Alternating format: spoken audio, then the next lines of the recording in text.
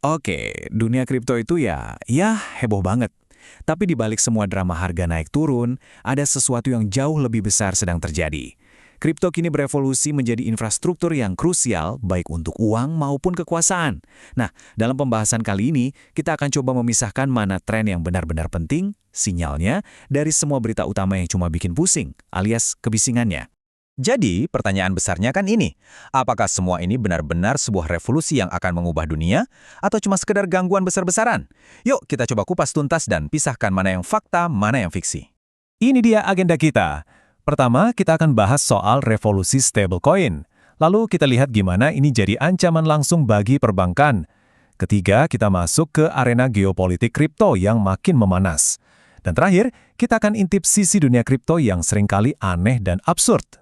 Mari kita mulai dari sinyal yang paling jelas, yaitu penggunaan nyata dari stablecoin, yang secara fundamental sedang mengubah cara kita melakukan pembayaran. Jadi, apa sih stablecoin itu? Dampaknya gini, anggap aja ini adalah dolar dalam bentuk digital. Nilainya dipatok ke aset lain, biasanya sih dolar AS, makanya harganya bisa stabil. Beda banget kan sama kripto lain yang harganya bisa kayak roller coaster? Nah, stabilitas inilah kuncinya, yang bikin dia sangat berguna sebagai uang. Coba bayangin deh, perusahaan kayak DoorDash sekarang bisa bayar para kurir mereka di seluruh dunia secara instan, tanpa perlu lewat bank, tanpa nunggu berhari-hari, dan tanpa biaya konversi mata uang yang besar. Ini benar-benar efisiensi murni. Tapi, disinilah ceritanya jadi makin menarik. Efisiensi yang kelihatannya simpel ini ternyata menciptakan konflik besar dengan salah satu industri paling kuat di dunia. Ya, perbankan.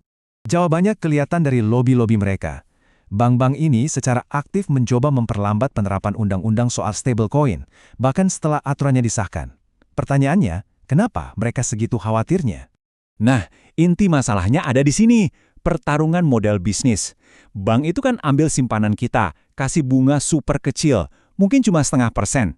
Terus, uang itu mereka putar lagi, dipinjamkan dengan bunga lebih dari 5%, untung besar buat mereka. Nah, kalau stablecoin beda. Dananya di-backup sama surat utang negara yang bisa menghasilkan 4-5%, dan imbal hasil ini bisa langsung diteruskan ke penggunanya. Jadi, poin krusialnya ini, bank takut banget kehilangan simpanan murah yang jadi bahan bakar mesin keuntungan mereka.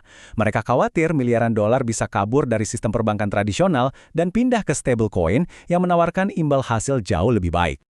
Oke, mari kita lihat gambaran yang lebih besar. Karena gangguan finansial ini sekarang sudah meluas jadi perebutan kekuasaan di tingkat global. Tiap kali ada orang di negara dengan inflasi tinggi pakai stablecoin berbasis dolar, mereka itu pada dasarnya sedang memperluas pengaruh dolar AS. Inilah yang disebut hiperdolarisasi. Dan negara-negara lain mulai sadar akan hal ini. Makanya mereka buru-buru mau bikin versi mereka sendiri yang didukung euro atau yuan. Dan ceritanya jadi makin dalam.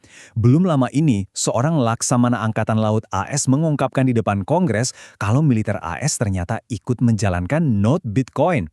Dia menegaskan, ini bukan strategi investasi, jadi ini bukan soal cari untung, ini soal keamanan nasional. Buat militer, Bitcoin itu bukan aset finansial, tapi sebuah infrastruktur yang super tangguh. Kenapa? Karena jaringannya menawarkan komunikasi yang aman tanpa satu titik pusat yang bisa diserang.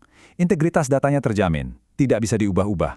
Dan yang terpenting, dia beroperasi di luar sistem tradisional yang bisa dikontrol oleh musuh. Oke, kita sudah bahas sinyalnya yang serius. Sekarang, kita beralih ke kebisingannya. Sisi yang kacau, seringkali konyol, dan selalu berhasil jadi berita utama. Ini membawa kita ke sisi liar dari dunia kripto. Dan kayaknya ini adalah cerita manipulasi pasar terbaik tahun ini, yang nunjukin betapa absurdnya semua ini. Jadi di Prancis, ada orang yang bertaruh di pasar prediksi kalau suhu bakal naik drastis. Terus, dia pergi ke alat pengukur cuaca resmi di bandara, lalu dia arahkan hairdryer ke termometernya. Sesaat sebelum pasar ditutup, suhu resmi pun melonjak, dan dia berhasil kantongin 25.000 euro. Benar-benar absurd. Jenis kebisingan lainnya datang dari arah yang tak terduga. Peraturan. Bayangin aja angka ini, 56 juta. Itu jumlah formulir pajak yang harus dikeluarkan oleh satu bursa kripto saja, Kraken, pada tahun 2025. Dan ini bagian yang lebih absurdnya lagi, hampir sepertiga dari semua transaksi kena pajak itu nilainya di bawah $1. Aturan saat ini menciptakan mimpi buruk logistik cuma buat ngurusin recehan, karena setiap transaksi, sekecil apapun, bahkan cuma bayar biaya gas, itu dianggap penjualan kena pajak. Dan daftarnya masih panjang.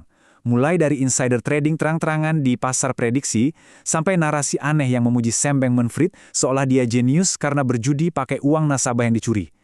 Kebisingan ini benar-benar bisa memekakan telinga. Gampang banget kan kita tersesat dalam semua absurditas dan kekacauan ini. Tapi, di balik semua kebisingan itu, sinyalnya tetap keras dan jelas. Sedang terjadi pergeseran fundamental yang menjadikan kripto sebagai alat penting bagi keuangan dan kekuasaan negara. Ini membawa kita ke pertanyaan penutup. Saat teknologi ini menjadi bagian dari infrastruktur global, siapa yang pada akhirnya akan menulis aturan mainnya? Pertarungan untuk masa depan itu baru saja dimulai.